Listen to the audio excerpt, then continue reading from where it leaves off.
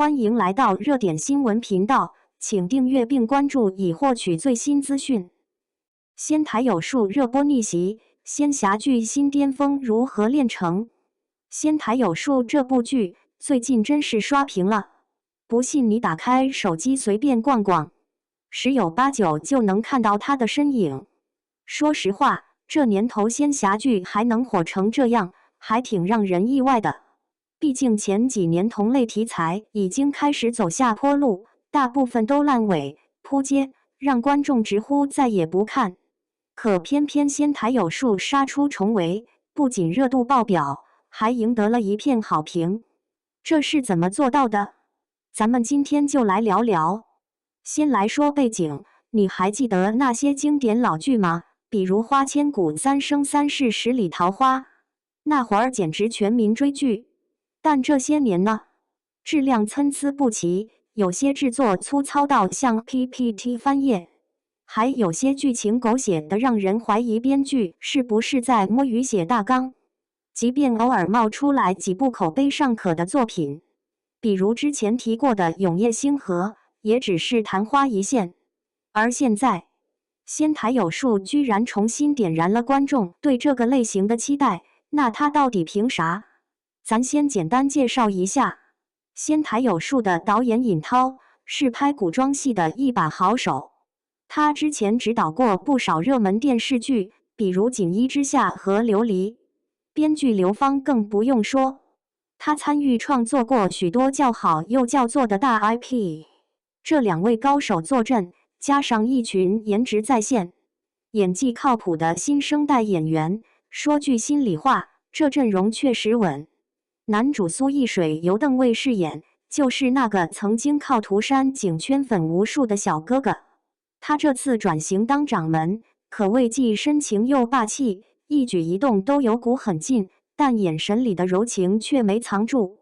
一句话形容就是，他可以为你斩尽天下，也能放下刀之为守护你的笑容。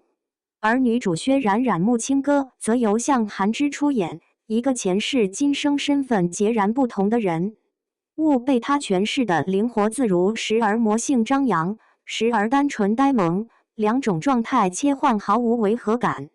此外，还有陈星海饰演复杂隐忍的太子苏玉，以及赵子琪等中生代实力派助阵，让整部戏增色不少。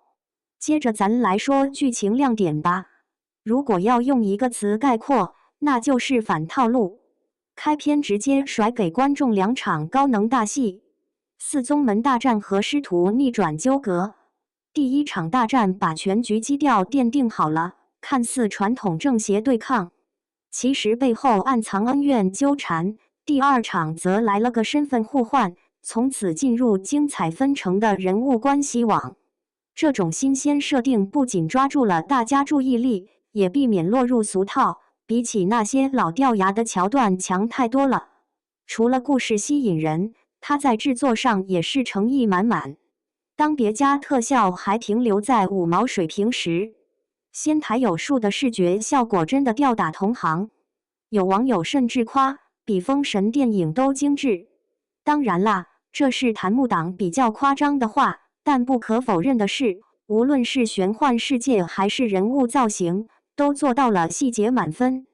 从服化到镜头语言，每一帧画面都透着用心2字，再加上流畅自然又极具美感的大动作设计，更是一绝。